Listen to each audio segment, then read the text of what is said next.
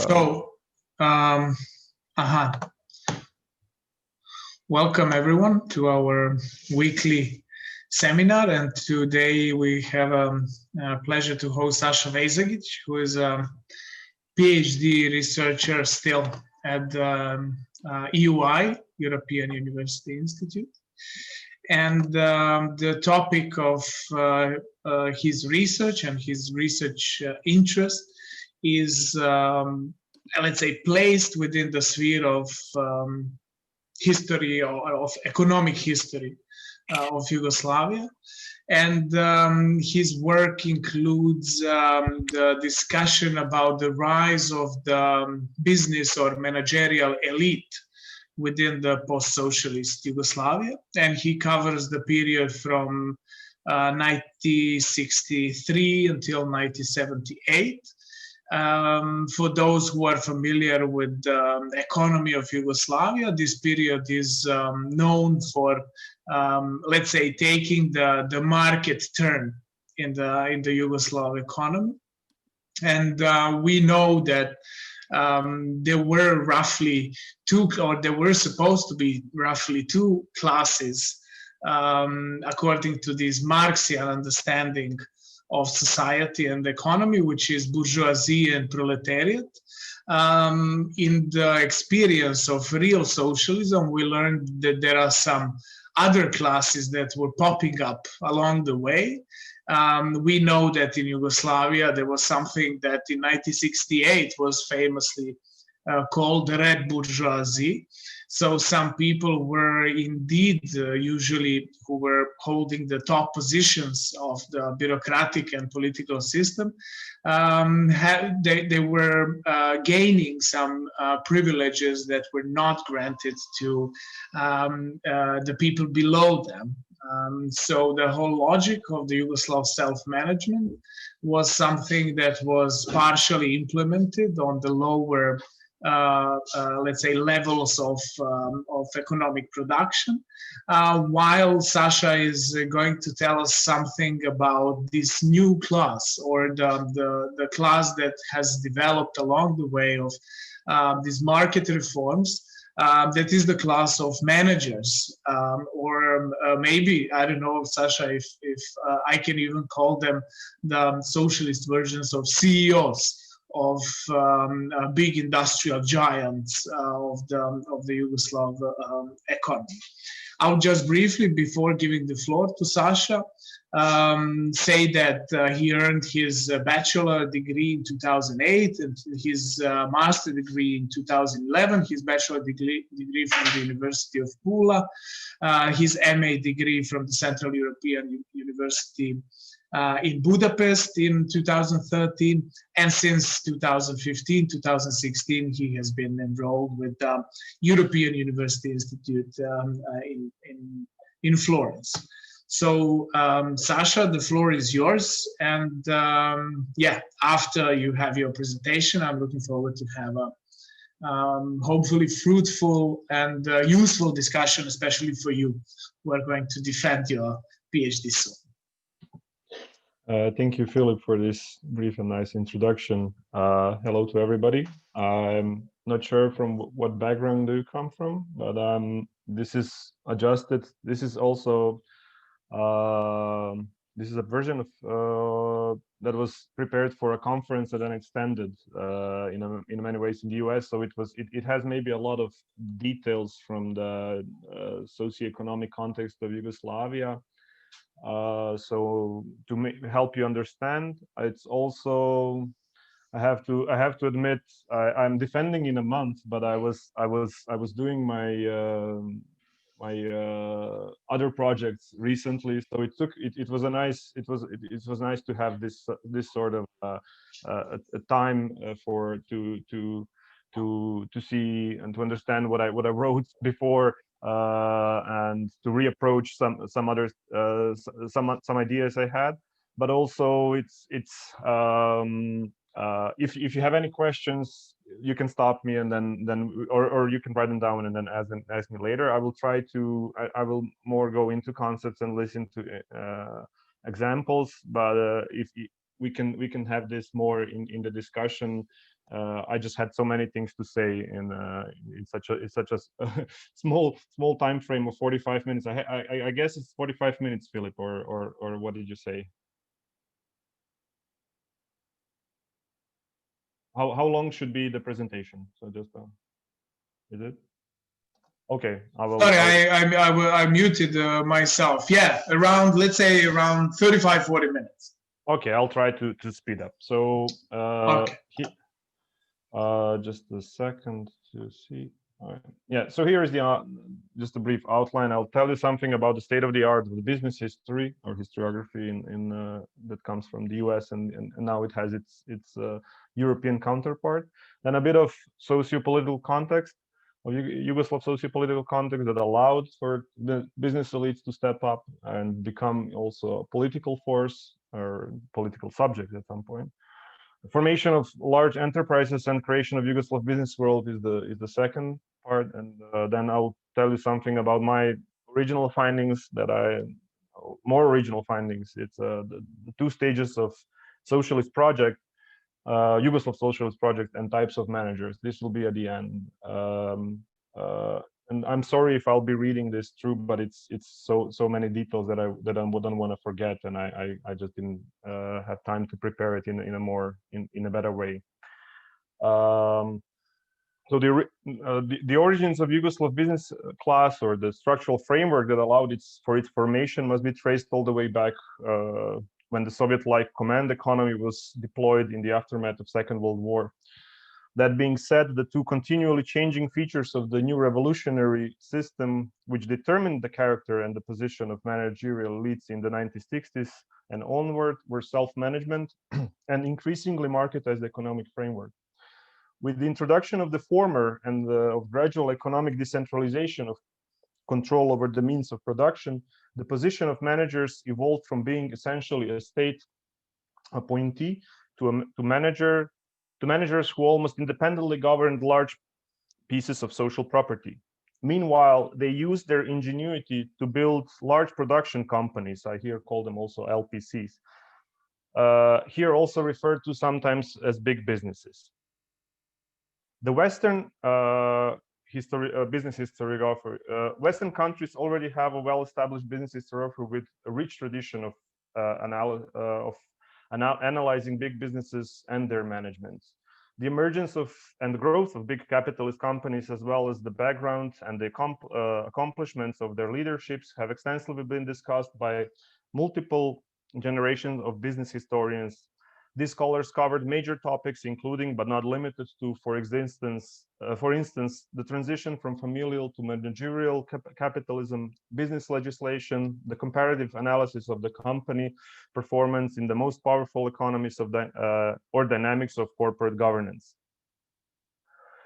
Business history branched out from economic history in the first half of the past century, and among most influential works in the field was written by Alfred Dupont Chandler, The Visible Hand, in 1977.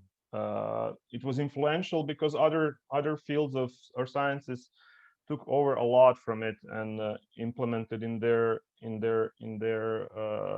scientific approaches, like economy and law, especially. In Chandler's take, imbued with modernization theory, the success of the American economy was built on rapidly expanding companies and corporations, allowing it to establish itself as a worldwide mentor of development. He traced how American national champions like General Motors, DuPont, Standard Oil, and some other abandoned family capitalism and embraced managerialism to use it for rapid expansion. At the same time, he also put forward the argument that for example, Britain's capability to evolve from personalized to a managerial type of business environment was also the reason for lagging behind the US and German economies, which in fact was not true. Here comes this modernization theory. His theory was also contradicted by the Japanese success and Asian tigers in the late 70s and 1980s. This transition from familial to corporate governance as a source of progress in the market economy influenced my own views of Yugoslav economic modernization and a generational shift of Yugoslav managers that took place in 1960s and 1970s. According to the author, the railway sector was the first to reconstruct into a multi-divisional company and to professionalize its management, which consequently led to progress in the fields of finances and accounting. He argued that the new sort of professionalization invented and perfected ways to expand markets and to speed up the processes of production and distribution. Chandler in detail elaborated how the middle management earned most of the credit for perfecting microeconomic dynamics, while the top management dealt with company integrations and consolidation, as well as foreign investment and other considerations on the macro level. A Slovenian group of researchers gathered around Juraj Fikfak and Jože Prinčić in 2009 published a volume dealing with company directors in Yugoslavia. This work was a valuable asset, especially since I discovered it 3 years into my own research and realized it deals with similar problems I have already approached through primary sources. Their research, however, was limited only to the Socialist Republic of Slovenia and directors operating in Slovenian companies. However, apart from the geographical constraints, the main disagreement between their and my approaches are of methodological nature, of course. While the research group looked at the directors as an overall profession or position in society and relied only on statistical data created during the Yugoslav period, my research went beyond the existing data and looked exclusively at the business elites, which delivered different results. Still, the group made a very valuable contribution to the debate on the directors in self-management and is therefore indispensable work when exploring managers in Yugoslavia. Now I will tell you a little bit about socio-political context. This is before the reforms, and then I'll put a little bit more emphasis on the period of reforms. Economic blockade between 1948 and 1952, caused by the first major political crisis in the bloc, also known as Tito-Stalin split, forced Yugoslav communists to reconsider its relations with the West, especially their dismissive views on the Marshall Plan. The rift with Moscow has set the country to embark on the so-called Yugoslav road to socialism. In the last weeks of 1949, the party introduced self-management as a new ideological design and its departure from the Soviet model. In a nutshell, the new framework aims to gradually replace the state ownership with social property and place it under the control of Workers' Council. From the perspective of new foreign relations, by the mid-1950s, the US has earned itself a role of the main external financier for the Yugoslav socialist project. Rapid industrialization was subsequently facilitated with grants, machinery, and other material resources. In the second half of the decade, however, those grants were increasingly replaced by hard currency loans, which naturally had to be paid back with hard currency. To obtain convertible funds, Yugoslavia needed to integrate with the markets of the developed world. And in order to do so, its businesses had to become more competitive, for which Yugoslavia needed to restructure the entire economy. Apart from the hunt for hard currency and challenges of integration with the new global market, internal pressures such as long neglected standard of living demanded hasty shift of investments towards manufacturing and agricultural sector.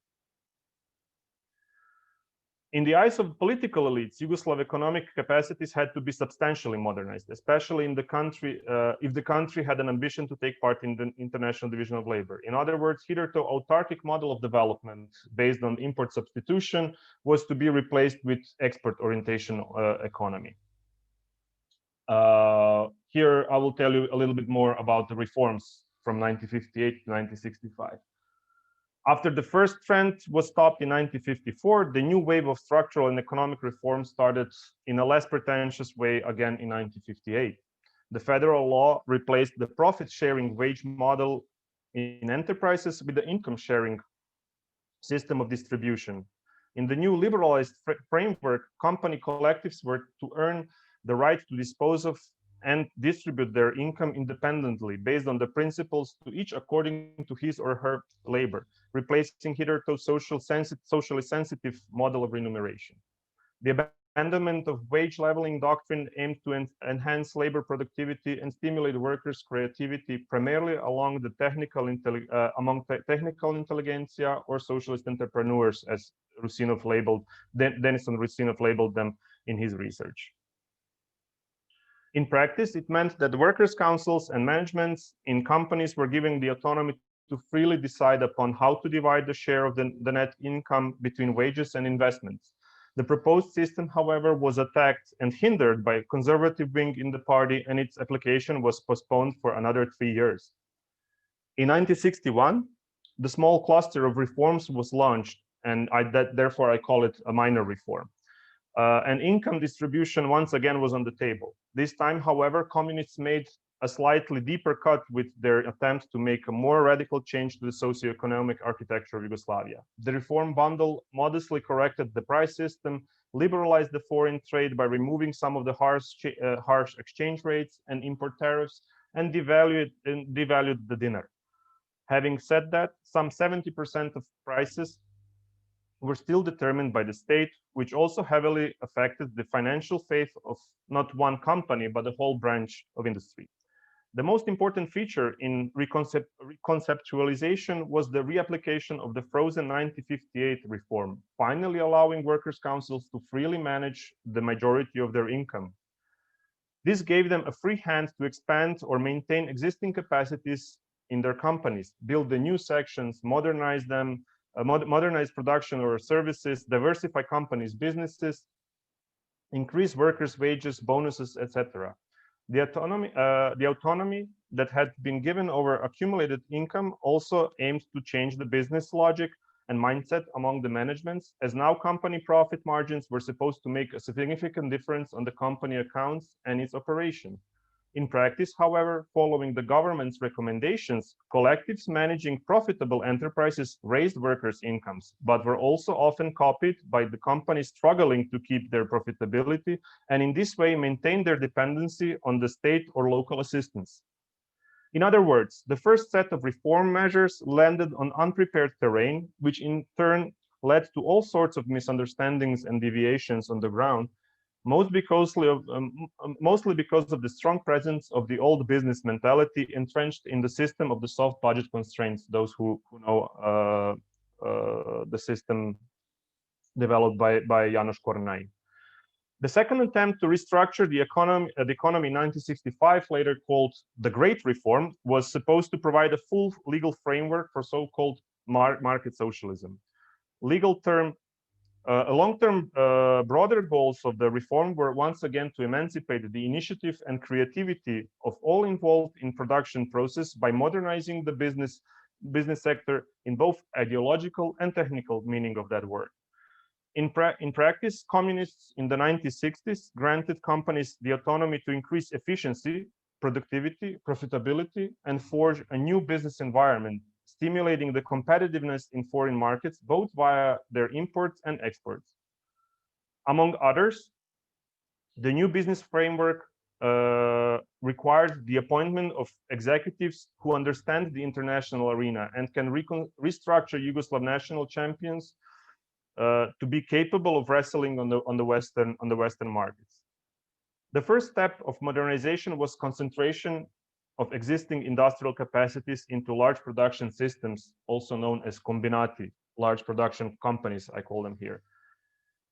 This process was simultaneously followed by modernization of their management in terms of their qualification and education. In that sense, the first half of the 1960s was the formative period of the Yugoslav business world and a critical moment for the emergence of the business elite in the role of new economic and political force within Yugoslav society.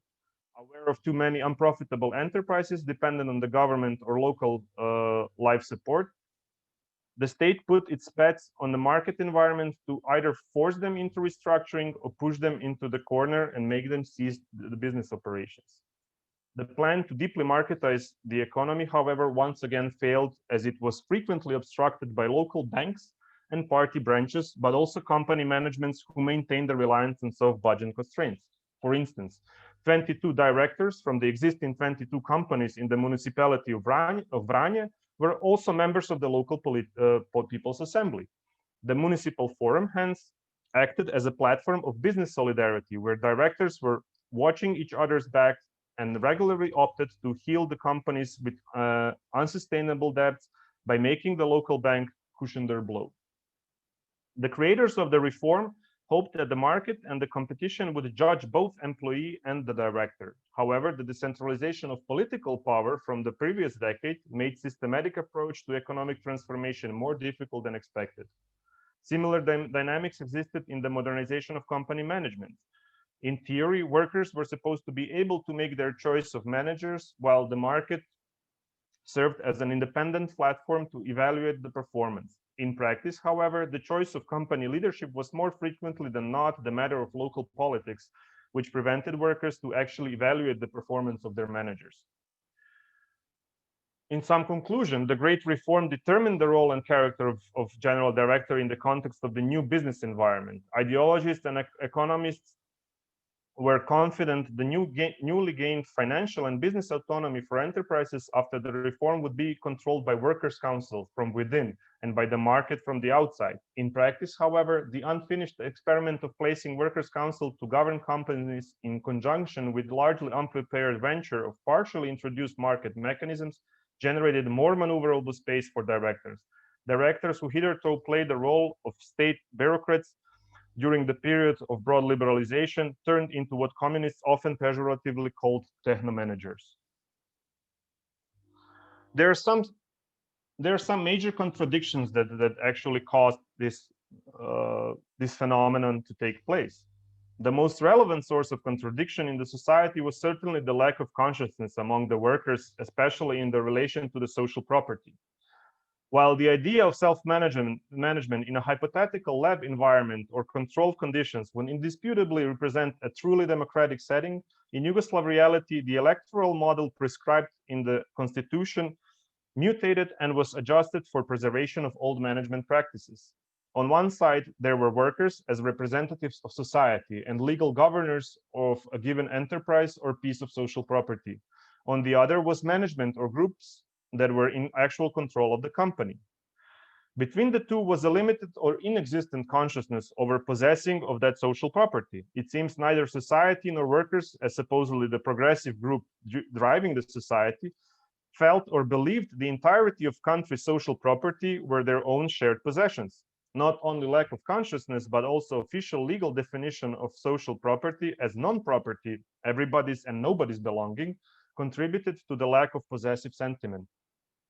This would partially explain the subsequent lack of interest among less qualified workers and those from lower levels of hierarchy to take part in making decisions on the most important issues in enterprises.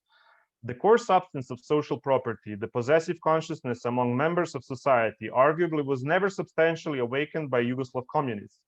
Another evidence supporting this generalization is the mere fact that privatization of the 1990s, for example, went surprisingly smooth considering the millions of Yugoslavs in broad daylight in front of their own eyes got robbed of their social property. This process was well deconstructed by Branko Horvat when it was already ongoing in Croatia. So I give you here the quote. The entire social property owned by all citizens of Republic of Croatia in equal parts is now being nationalized. Since it is done without compensating the owners, their property is in fact being confiscated, and that is against Articles 3, 48, and 50 of the Constitution. Their nationalized property is then being resold, which in the civil law corresponds to the sale of stolen property. Finally, revenues from the sale then go into the state budget and not to the citizens who are actually owners. This he wrote in 1993 when the privatization was taking place in Croatia. This also then reflected on the structural dynamics within the enterprise. Workers' councils and managements as two domains were in a perpetual contradictory position one against the other, especially in the process of decision-making.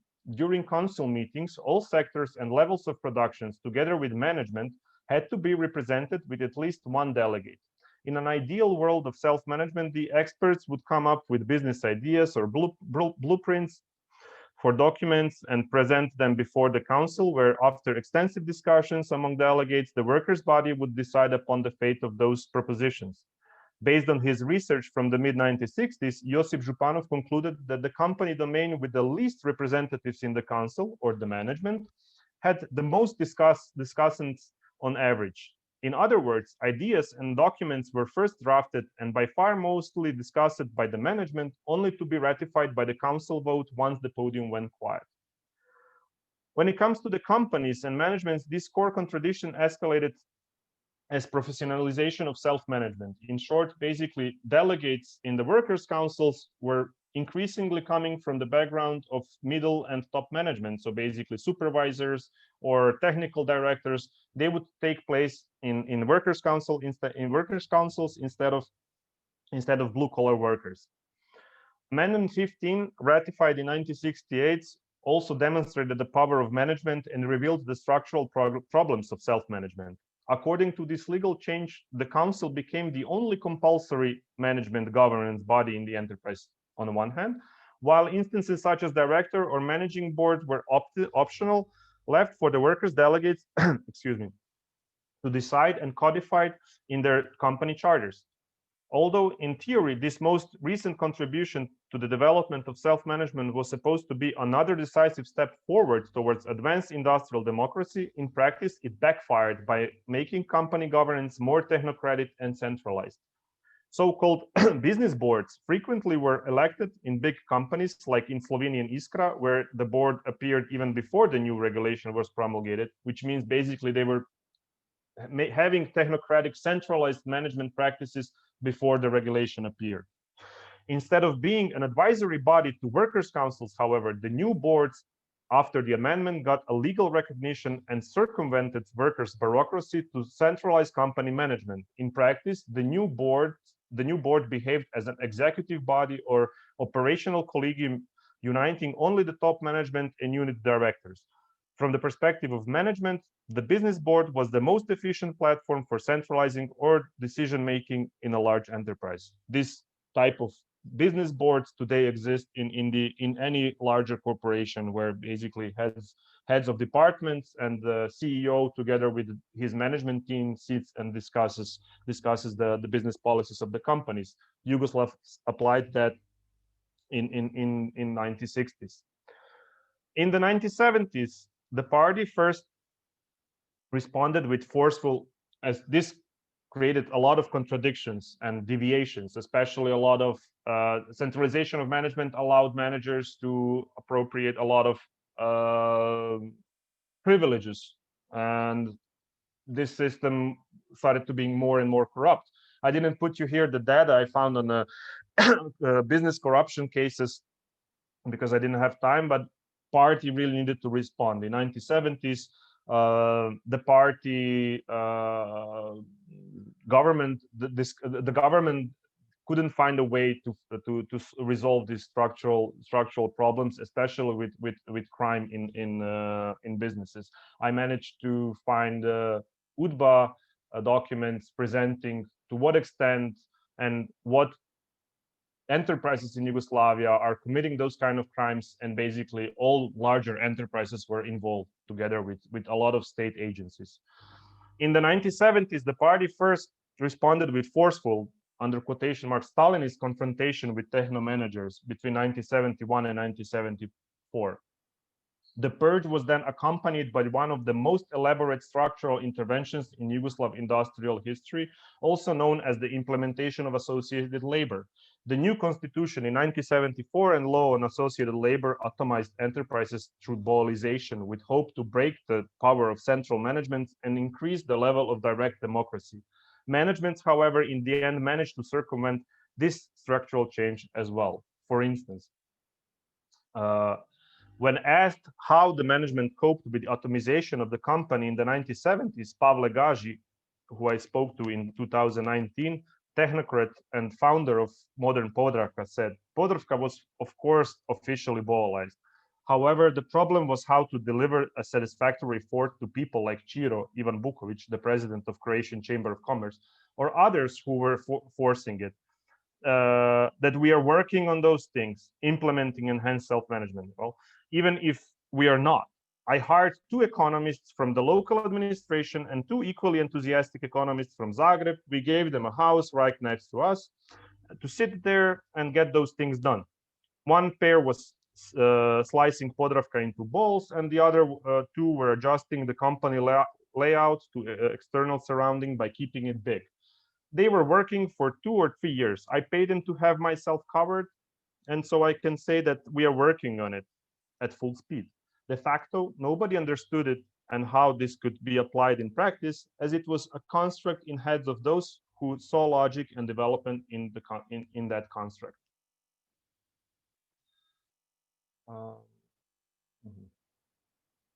Already, I will shift from contradictions into the practice again. This is the industrial consolidation phenomenon that I find crucial for emergence of business elites. Basically, big companies and the emergence of big companies were the source of the elite status of certain managers. Already in the 1950s, Yugoslav firms of all industrial branches followed trends and waves of business integration. Following the rationale behind economy of scale, enterprises of related business orientation responded to government's campaign and fused into vast combinati to become more competitive on domestic and foreign markets.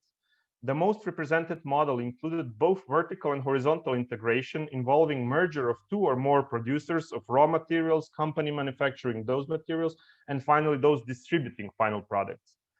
For example, INA in 1964 integrated between Naftaplin, the extractor of oil, 2 refineries, Sisak and Rijeka, and Croatia Petrol, the gas stations as distributors. This is the vertical integrations. 2 refineries, when they are joining together, that's a horizontal integration.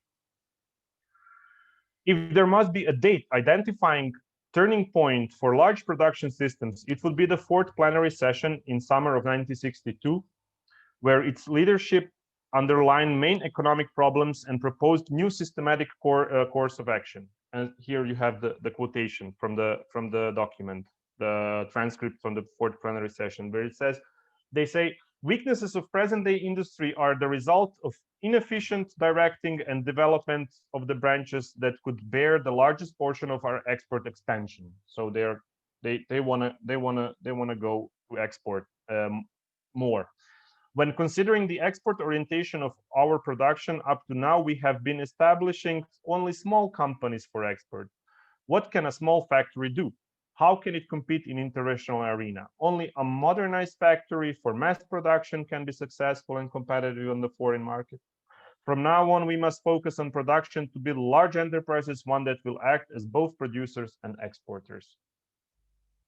Tito's words from the meeting, as it was often the case, were used as a point of reference or were proclaimed an official inspiration in the best part of integration studies written in coming years.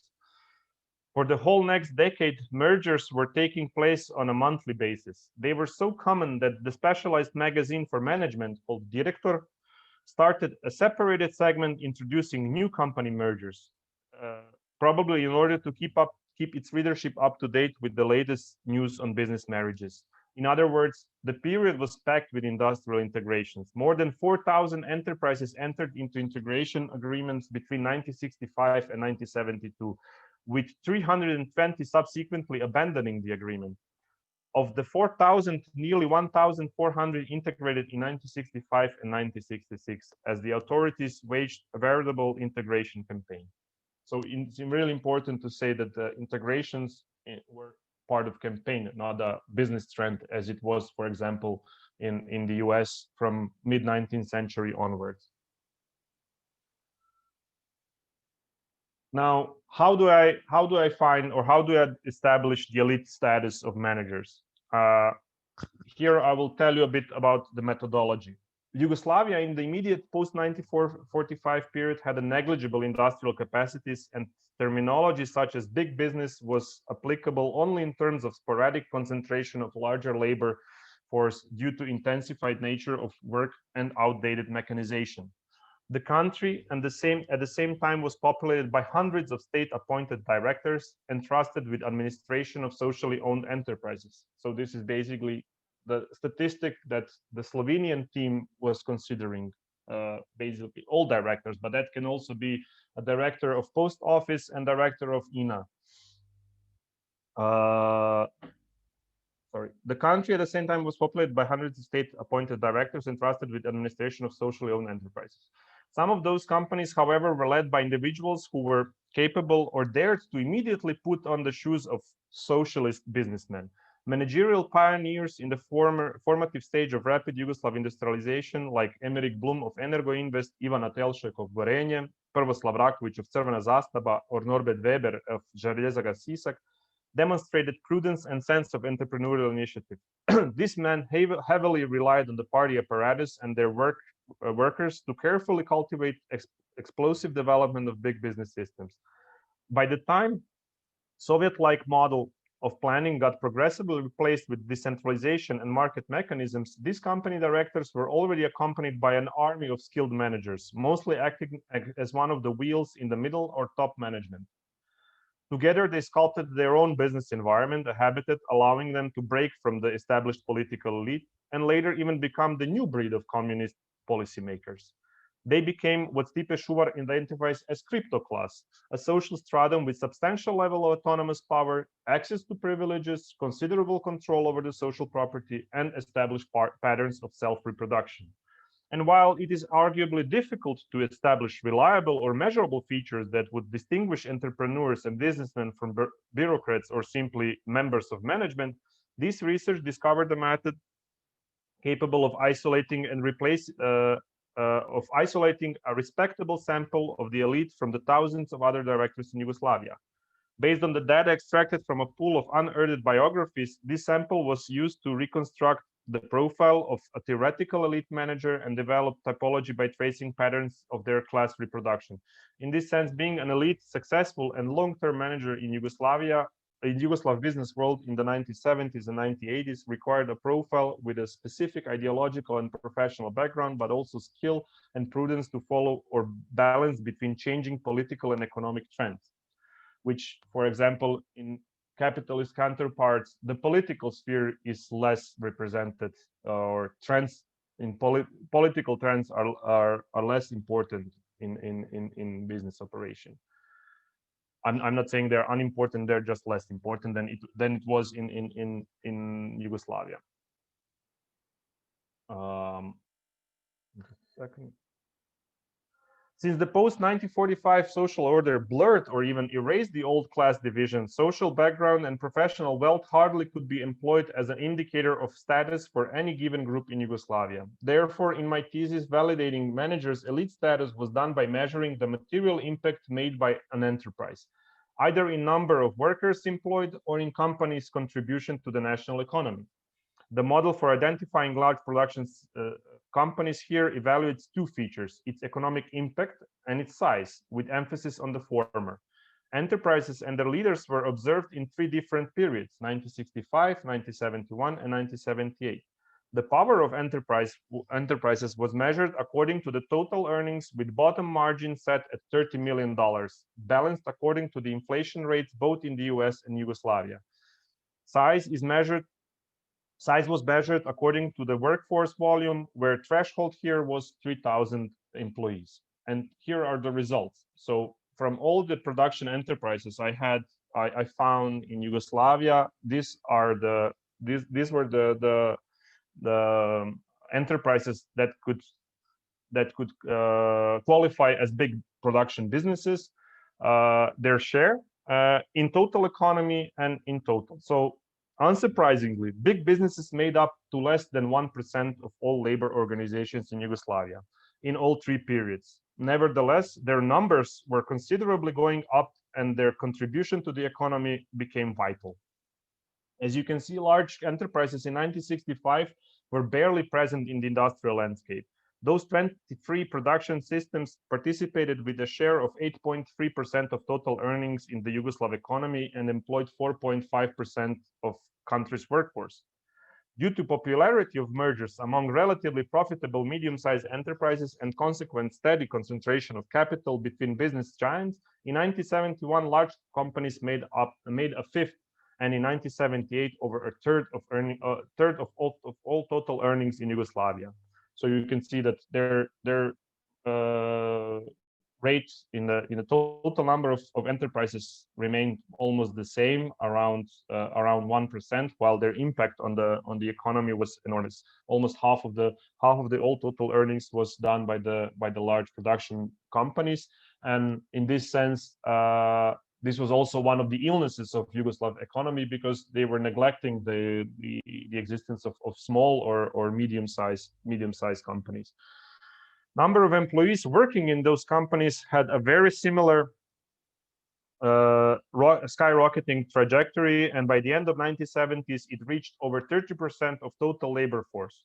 The magnitude of economic impact of the most domineering firms expressed in their concentration of power and their expansionist course validated the elite status of their leaders. Here is the typology of large production companies, or the classification. The legacy of autarkic development and threats of military conflict at the turn of the 1950s determined the composition of industrial sector. In the 1960s and 1970s, in the year of great reform, Yugoslav heavy industry, the symbol of rapid growth and home of blue-collar workers, consisted of companies dealing with extraction of raw materials and processing of metals, together with industries producing capital goods and various forms of vehicles. In 1965, made up to half of the big businesses in the industrial sector of production companies. Upsurge of construction and agricultural companies from 20% in mid-1960s to 40s in the late 1970s to 40% in the late 1970s was a result of the government's last-moment decision to change the course and increase the quality of life in the mid-1950s, followed by the long overdue initiative to modernize agriculture during the late 1960s. I'm now coming towards the end. Instead of examining directors as a profession, as the Slovenian group did, I rather developed a sample of managerial elite whose companies made a vital impact on economy and society. It compares directors' age, educational, political, military, and professional backgrounds, only to find their commonalities that reproduce typological categories or career patterns. Data collected for 24 of directors in 1965, over 60 in 1971, and approximately 70 of them in 1978 tells a different story from the one presented in a historiographical discourses and interpretation of general statistical data as used by Princic in his work. Although Yugoslavia in 1945 imported administrative socio-economic model from Moscow, a share of country's company leaders defied the notion of bureaucrat administrator. Executives in charge of enterprises which later developed into large production systems over the course of their careers showcase significant degree of entrepreneurial initiative focused on retain and reinvest model of development. In fact, history of Yugoslav managers from the perspective of entrepreneurship and their career patterns can be divided into two distinct phases. This is my direct contribution. The main feature of the first period indeed was centralized decision-making in the sphere of appointing management. Distribution of all executives was carried out by either directorates or local governments controlled by the party. The party built its countrywide network of state functionaries, which resembled a family-like operation whose members were connected through a single genome, the principle of still loyalty. This fundamental pillar was crucial within all political, social, and economic relations, and hence it also reflected on career patterns of general directors. Prevailing majority of managers acquired their loyalty capital before or in 1941 as so-called first fighters, or those who speak Serbo-Croatian, prvoborci, partisans who joined the resistance in the first year of national liberation struggle. First Fighter Award was used as the primary reference or qualification for the employment in the most relevant executive position in the country. Basically, in 1965, from 23 companies that I looked to, almost 80% of them were first fighters in their biography. They joined the national liberation struggle in the first year. Post-war directors, however, were mostly young inadequately trained since they had very little or no experience or being any kind of executives before taking the helm of an industrial production system. In fact, many of them were either demobilized peasants or blue-collar workers at best, whose only management experience was either coordinating a household or a troop of partisans during the Second World War. Since those early directors were administratively appointed by the state organs, they were here referred to as installed, or they were installed by the party directly without any experience, as I said. By the same token, the period between 1945 until the beginning of 1970, when these types of leaders firmly dominated the Yugoslav management scene, is called loyalty phase of socialist project. So because the loyalty was the main feature of their loyalty to the party, that was I looked that I proved through looking into their biographies, or when they joined the party, when they joined the national liberation struggle, etc. The new breed of general directors was consisted of either late comers to the partisan movement or the first generation of high qualified engineers who were too young to take part in the war.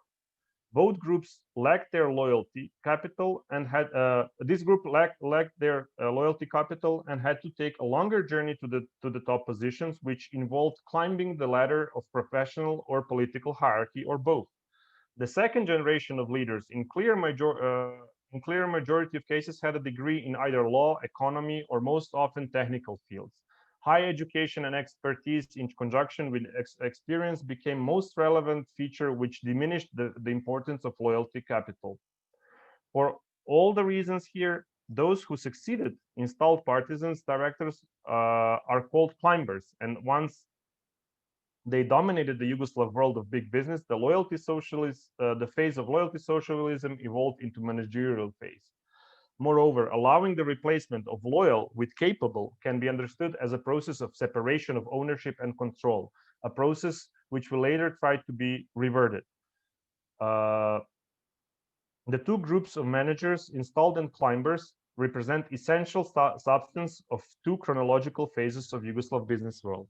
Within their circles, each group embodied three distinct. Just a second, sorry.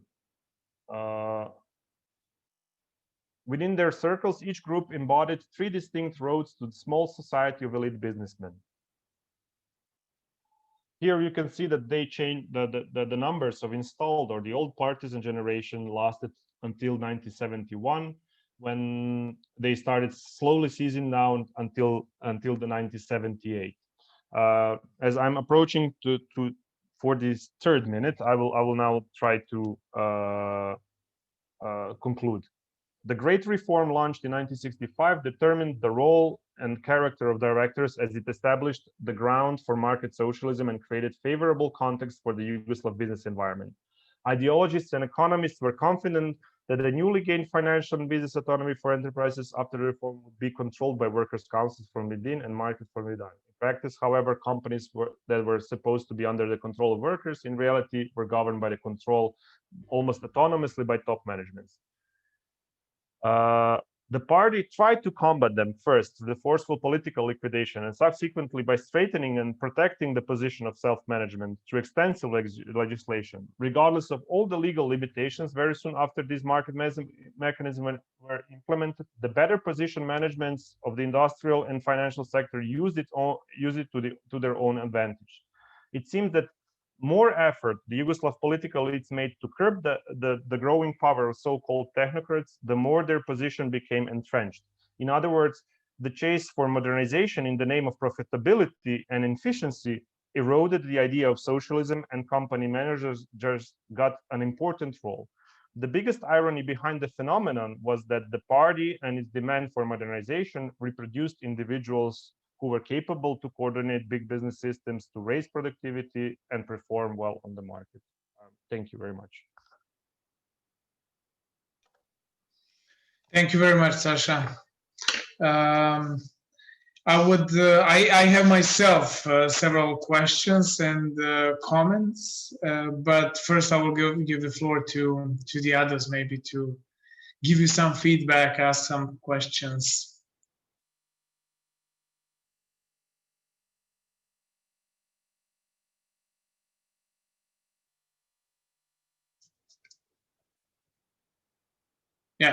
Okay, maybe I should start with my questions. First of all, I think this is super, not only historically relevant, but is also relevant for what started happening in the 1990s and afterwards.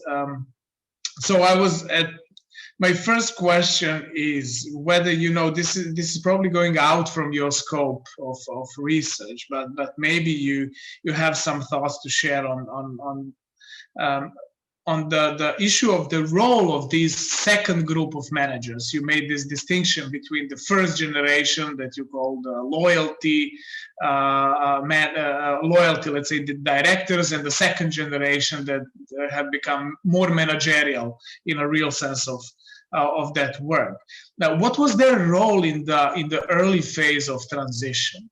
Were the states beneficial from this second generation of managers in the first era, or the first phase of the transition? That is my first question. My second question is related to the workers' councils and accountability of the first and the second generation of managers with respect to the workers' councils. You were talking a little bit about that in general terms, but I was wondering whether these two groups, whether the system have changed along with the change in this managerial system, whether the second generation of managers were less accountable to the workers, or it was the case with the first ones. Because to me, it seems like the first generation had more political authority, because they were also struggling in the Narodno-oslobodilačka borba, whereas the second generation had more economic power and more, let's say, business authority and less political authority over their workers. At least this is my understanding. So just at the beginning, these are the questions I have for you. Thank you very much for the questions. Do you want me to collect more, or just to respond to those you posed? Okay. So the role of the second generation of managers in the 1990s.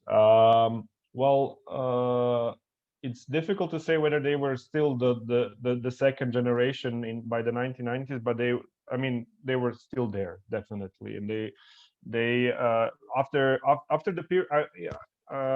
I'm looking at the period until 1978 for purpose, because a lot of them were started abandoning business sector after the crisis hit, and went into politics, a lot of them. So a lot of the second generation, quite a bit of them, were taking part in the governments. You maybe heard of the technocratic government of 1978 of Petar Fleković, the Croatian government. So half of his ministers were basically financial or general directors of big businesses in Yugoslavia at that point. Some of them tried to reform the Yugoslav system, like Ante Marković, and make it even more marketized in those terms. And some of them, like Slobodan Milošević, had some other ideas. So they all belong to the second generation. What I can say is that increasingly by the late 1970s, they started increasingly get into politics a lot. They started forming this kind of things as technocratic governments. In the 1990s, also, HDZ in Croatia was governed by a technocrat, a person that I interviewed as well. So Franjo Gregorić was one of those managers who first in Radonja, then in Astra, served as a technical director and counselor. He was one of the authors, or one of the 6 authors of the Privatization Act in 1990s. So their role is definitely not insignificant. What I know, I'm not I don't know a lot, but I know that in Slovenia they preserved the generation of managers that were there in the 1980s and 1970s, and they even try to the Slovenian group tries to look at this phenomenon, why the Slovenian economy performed better apart from the war we had in the other parts of former Yugoslavia than others. Is one of the reasons was that they preserved their whole a lot of their managers on the positions where they found them after the fall of Yugoslavia. So I would say that they influenced all the processes that took place in the 1990s. They both in the rise of nationalism, the coming of the market of the modernization in sense of from theoretical perspective. They influenced all those processes. I didn't quite understand the second question of accountability of managers to workers' council. What I can you repeat it? No. Yeah. I was just wondering because the first generation was mainly, if I understood correctly, was mainly appointed by the party and was under strict control of the party. Whereas the second generation has succeeded in building up this sort of autonomous. I mean, you are withdrawing from the second generation. You are actually withdrawing your hypothesis that we can talk about the business elite as an autonomous group of people. You know, in that sense, I was wondering which of the two groups was, let's say, more powerful, because not to make a mistake, the first generations of directors were also an elite. They also had a lot of power. They also performed autonomously in many ways, and they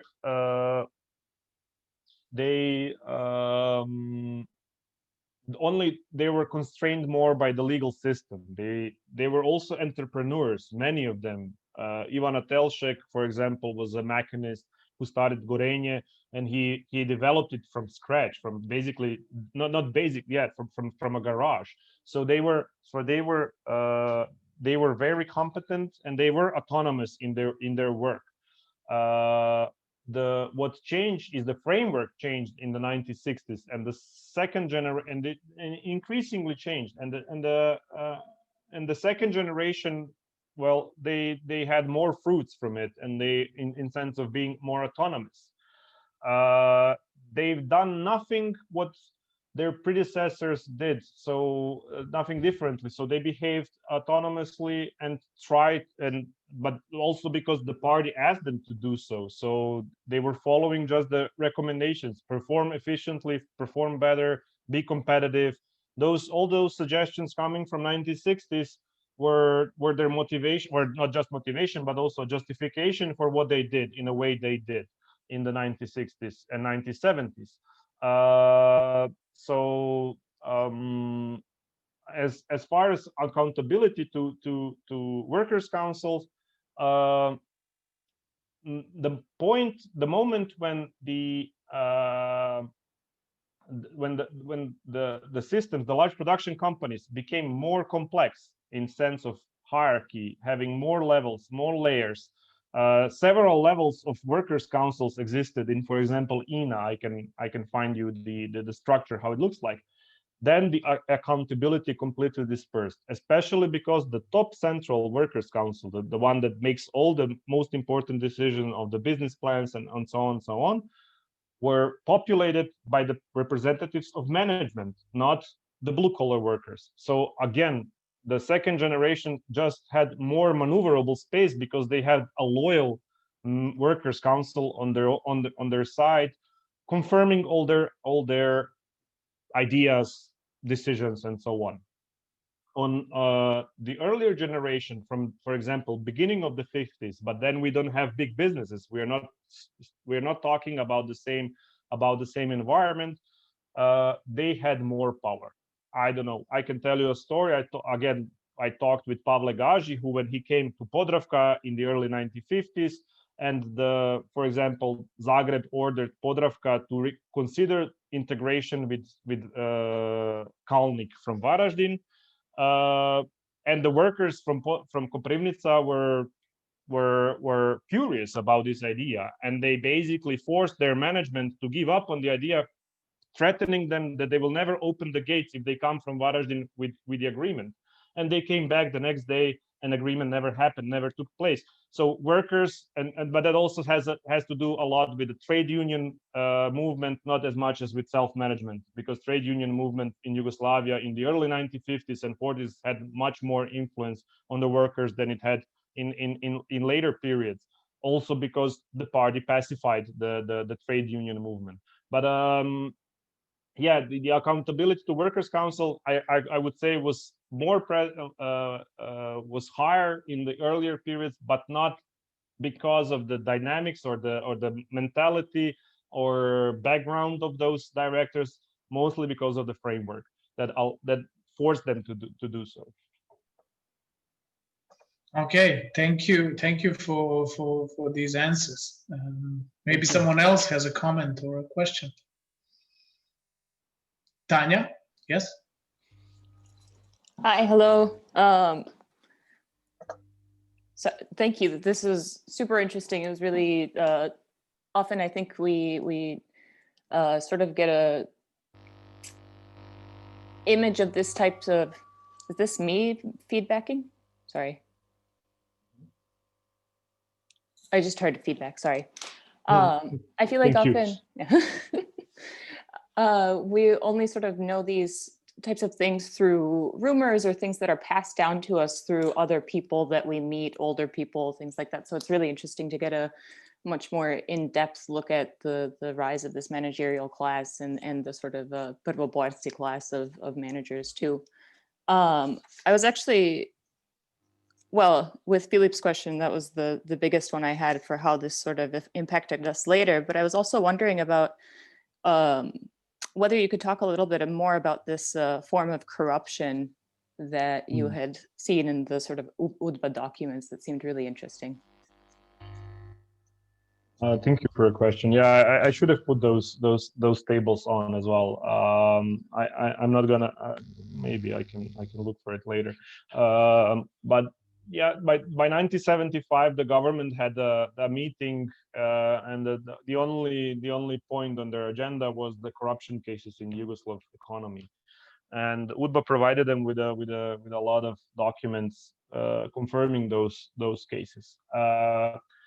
In sense of 1965, if we take the Great Reform of 1965, from my perspective, it looked like as if somebody turned on the market switch and said, okay, now do market.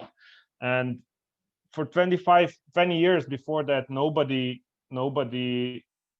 asked them to do so. They were all, they all operated under the influence of soft budget constraints, as I said. And this mentality was well, it also succeeded in after 1965. Nobody could change their business mentality overnight, except for one sector, and this is the financial sector. Banks were the worst. They were cooperating with foreign banks for ages before that. They were finding the ways to do loan to buy loans from Western countries, and they knew maybe the best how to operate in this environment, in the new market environment. And they were the most prepared, and they were the least sensible when it comes to the economy.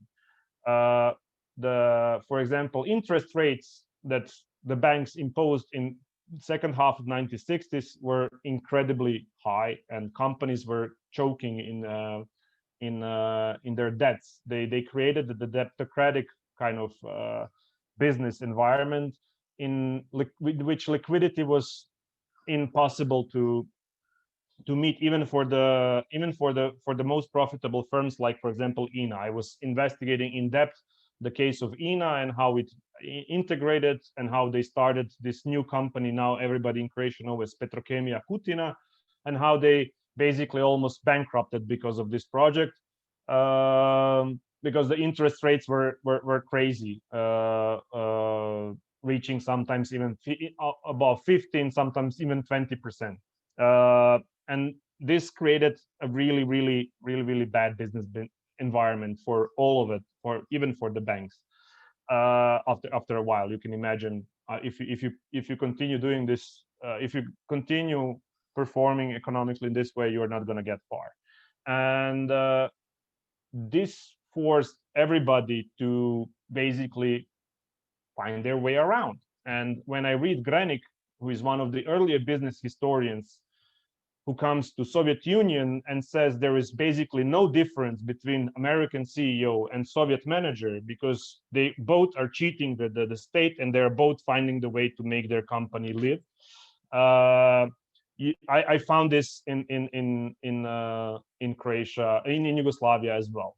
I investigated in depth the case of Ante Todoric, the case of the father of today's most important Croatian businessman, Ivica Todoric, who had incredibly to the last detail the same scenario his son had some 50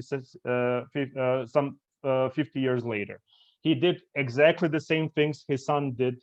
He, for example, his crimes were maybe the biggest crimes. He overinvested. He used a lot of this money for his personal gain. He built a villa. He employed 22 members of his family in the company, and so on and so on. And the workers complained about these things. And then the SDK, or the tax office, sent their investigators.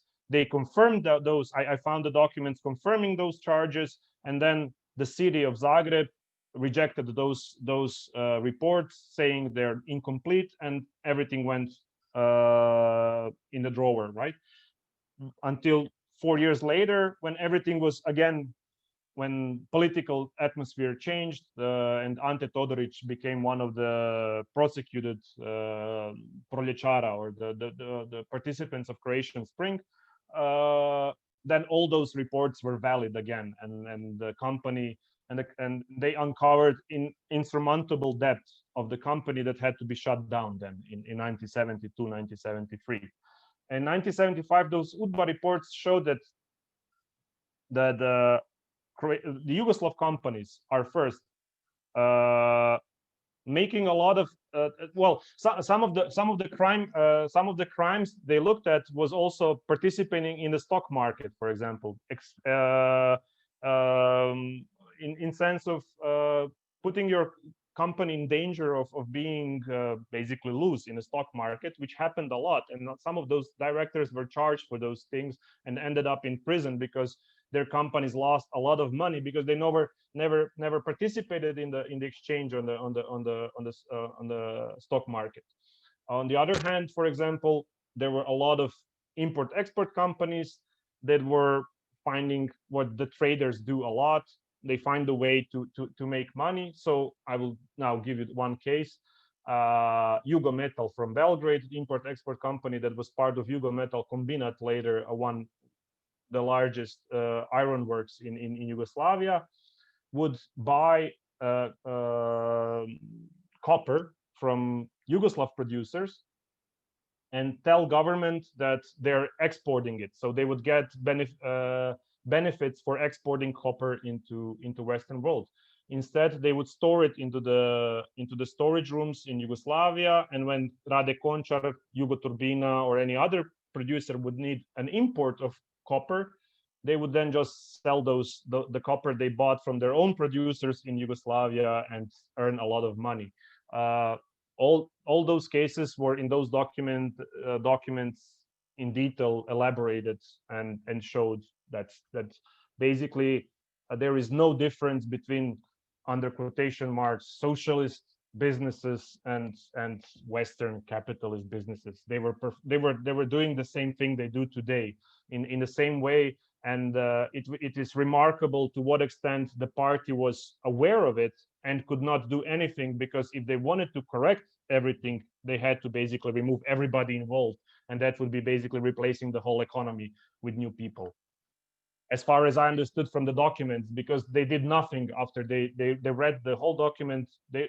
The cases and were from all the companies I could imagine, from INA, Jugometal, Borovo, Crvena Zastava, in everybody was involved in some sort of, well, corruptive activities. Thank you. That's really fascinating. While I get to have the stage here, can I also ask you a little bit about what it was like to collect this data? Like, how do you get access to these documents? Where did you draw everywhere from, and how was that? Well, the most of it was from the archives of Yugoslavia in Belgrade, and you have access to all the government documents that they had. So all the preparation documents, or the minutes, or the transcripts. So there is a lot of it there. But maybe the best things to do is to read the transcripts of commissions that were, for example, I don't know, the government wanted to discuss criminal activity, and then they appointed a commission. And then you read their documents, because they're the most honest. They were on the ground, and they found what they found, and then they discussed it between themselves. But once it gets to the government, the conclusions would be quite different, because they already knew these things, we can imagine that they knew all these things. And then they tried to pacify the situation, and they would say, okay, there are some there are some criminal activities, but we are not gonna act upon it. So commissions are maybe the best source of information for different kinds of branches. You can find commissions for whatever you want in Yugoslavia, and the benefit of communist or communist system was that they were writing everything down, and you have billions of documents there. But for my investigation of the typology of managerial elite, I used biographies. I went through over 200 or 300 different kinds of newspapers of companies, and I would look for the biographies of directors and extract the data on their personal life, on their personal backgrounds, and created the typology that I created. And this is not as easy as it looks.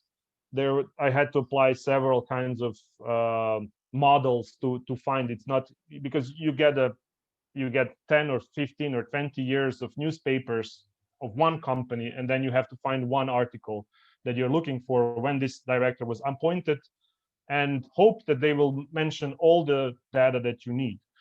But since, again, self-management had its own principles, and they had the principle of real activity, every director since 1966 onward had to go through re-election process. In sense, the workers were supposed to evaluate their performance and decide whether they want to keep this director or choose the new one. Of course, they would mostly they would preserve the old one, because it's not up to them, it was up to somebody else whether they're staying or going. They had this right to do so. And so I would trace the patterns of real activity. Each 4 years I would open, so every 4 years I would open the newspapers and look for the biography there. So this is how I found my sources. And a lot of help I had from Ekonomska Politika, the magazine. It provides quite a lot of data on both performance and on biographies of directors. Thank you. Thank you. Thanks, Saša. Thanks, Tanya. Do someone else have more questions or comments? I just have one short question, because I was curious if you looked at Genex, and I assume you did. And I know that Genex opened its low-cost aircraft, like low-cost flights, how it was called, Air Genex or something like that, in 1969. And there were some flights I don't know, Pula, Birmingham, or Manchester, Tivat, some incredible and then eventually, as far as I know, and you tell me if I'm mistaken on this, this air company was bought by Etihad at a certain point. But yeah. Okay. This is what I think I read it somewhere, but I was wondering, companies like Genex, they were kind of multiplying the fields of their economic activity. I mean, the original economic activity meant nothing, so they would easily go from one field of economic activity to another. I was wondering if there were cases of foreign companies buying these small branches, for instance, of the air company owned by Genex, and how was that regulated, considering that private property in Yugoslavia was not. I thank you for the question. I haven't looked into Genex because Genex is not a production company; it's a trade company. But I've been marginally looking at trade companies, but they're the most shadiest one of them all. And the problem is that you cannot get reliable data on everything they had. But even from what the reliable data that I had was enough to understand that they were large players. If we, for example, take this table that I showed on the economic impact of large production companies, they had in 96-78 they had some close to 50% of total income in Yugoslavia. Trade companies made 20%, and they are just one small branch in the sea of the industrial branches. Yes, there was a lot of corporate behavior among the Yugoslav big businesses, and they were directly taking inspiration from their Western counterparts, because this what you are asking me is the business diversification. Basically, when you choose to make acquisition of the company or of the industry that's not of your original business orientation, and that happened a lot in Yugoslavia. Sometimes outside the country, a lot of these big businesses had their own daughter companies outside of the country. You couldn't have this in for example, Soviet Union. You would open an office, but in New York you would open a company, and then they will do a lot of shady things also using those companies there. But what you're asking me for the companies here in Yugoslavia, they were it was less popular among the production companies because they were trying to find ways to help themselves. What I want to say, this corporate behavior was according to the trend in the US, for example. What I mentioned earlier in presentation is that they were all behaving under the model of retain and reinvest, which means that they would retain the profits and reinvest it into either complementary or some other kind of businesses. The idea behind corporate behavior in the US was, if one market is failing, the other one is not going to fail. So I will invest both in tourism and in, for example, car production. I'm not sure whether this was by accident or they did it because they were following the trends, but similar things were happening, as you said, in Genex in Yugoslavia. Conjoint or joint ventures happened in Yugoslavia as well. The foreign companies could invest from early 1970s onwards, could invest in Yugoslavia, but they could not make more than 49% of ownership. So they could not own. They could give 49% of the capital, but not more. So there was no discussion of ownership. So they could never get to the point of claiming something, this is ours or this is not. And there were a lot of those ventures. Most of them were failed. There were a lot of restrictions. Yugoslavia was really afraid of it. They were really protectionist on their market, and they were trying to kind of well, just in sense of ask them to invest money into our country so we can take it more than we should. So those restrictions started loosening up until by the late 70s, but it was already too late. The general global economy started failing, and nobody was interested in investing anywhere, and not Yugoslavia, by the end of 1970s, right? So they existed. That the companies were buying other parts of companies in Yugoslavia, I don't think so. They would just, so for example, Đuro Đaković would want to open a new unit in, for example, Doboj or Derventa, and they agreed that this should be the production under the license of some other company from outside. So this company would invest there was a lot of this English company would give the license of their product to be produced in Yugoslavia, and Đuro Đaković would, for example, do it in Doboj, and they would get half of the capital or whatever they agreed upon. This is really also a good question, because what Vladimir Unkovski-Korica, for example, said that by the end of 1950s, the innovation in Yugoslavia started decreasing because of this kind of behavior. They were taking licenses and cooperation with foreign countries, and our patents started drastically dropping. We stopped innovating and not started innovating in the period of marketization in 1960s and 70s, just because of the licenses and the product that were coming from outside. I think I answered all your questions. I have one more quick question, if you have time. Sure. Of course, I have time. Yeah, I was wondering if there were some elite managers who weren't part of the political system of the time. So was being a member of the KPJ, League of Communists of Yugoslavia, prerequisite to be a manager in companies of the time, to develop as a worker? Thank you for this question.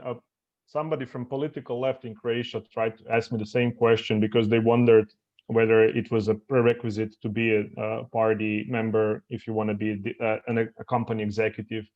I won't mention who was it, but the thing is that in general, no, you didn't have to have a party booklet. And there was a statistic saying, okay, from, I don't know, directors in 1966, as I said, directors in general, there were 30% of them who weren't party members. But that's, as I said, from the director of postal office to the director of big business. In my field, where I look at the big businesses, there wasn't a single one who wasn't in a party. It was just question whether she joined. Well, no, whether he joined the party in 1939, 1941, 1945, or 1948. That's the only question. It will tell you when this person was eligible to be the company director. That's the loyalty I was telling you about. If you joined the party in 1941, most likely you were eligible to take one of the most important executive positions in the 1945.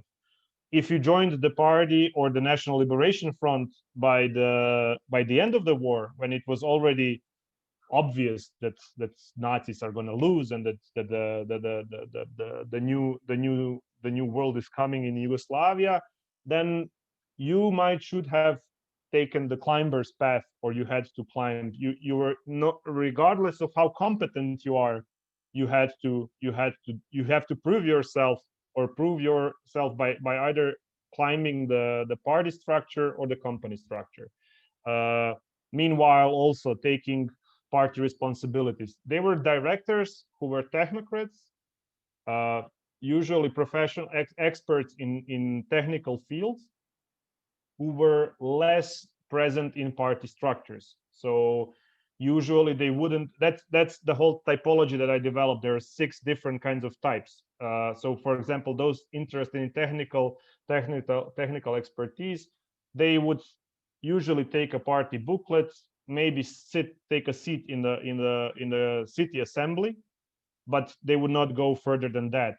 And just try to stay with the company as much as possible.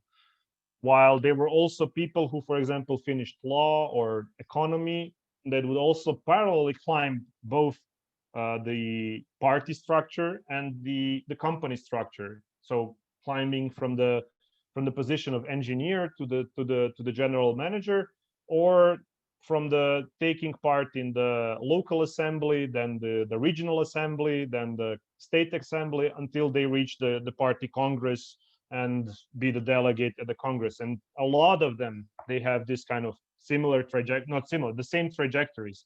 And that's why the typology was really easy to be made, because you could see that the patterns are repeating. And as short answer to your question, in big businesses, what I found, there were no non-party members as general directors.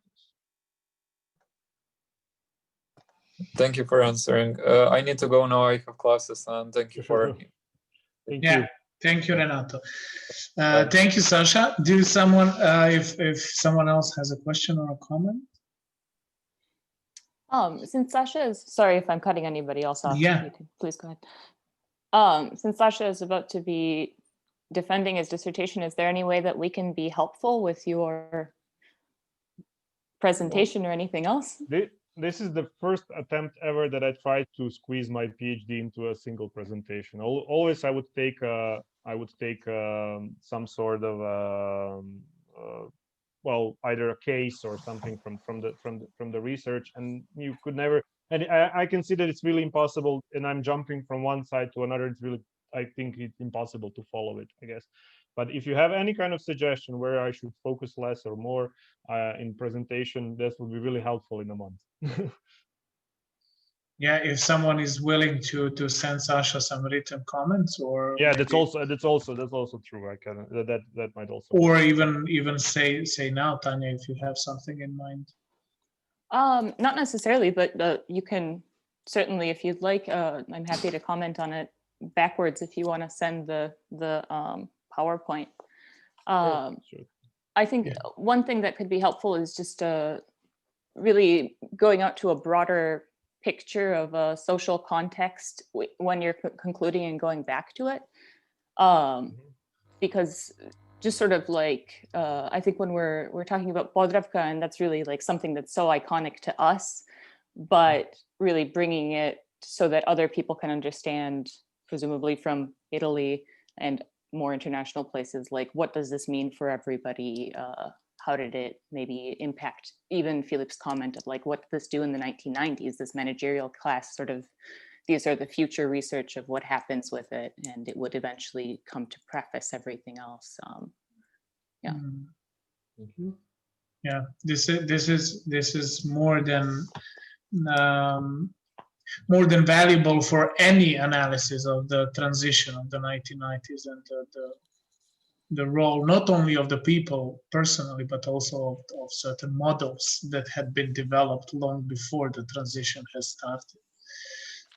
So yeah, this might be clearly stated that this is possibly the step number 2 for someone who's not business historian. I mean, even for some other fields of study, this is indeed important. Your insights and your findings. Thank you very much. Yeah. If there are no other questions. Okay. Thank you, Saša. Thank you, everyone, for participating. Good luck on your defense, and the others. See you guys next week, I guess, with another guest. Thank you very much. Thank you. Ciao, ciao. Bye. Bye. Ciao.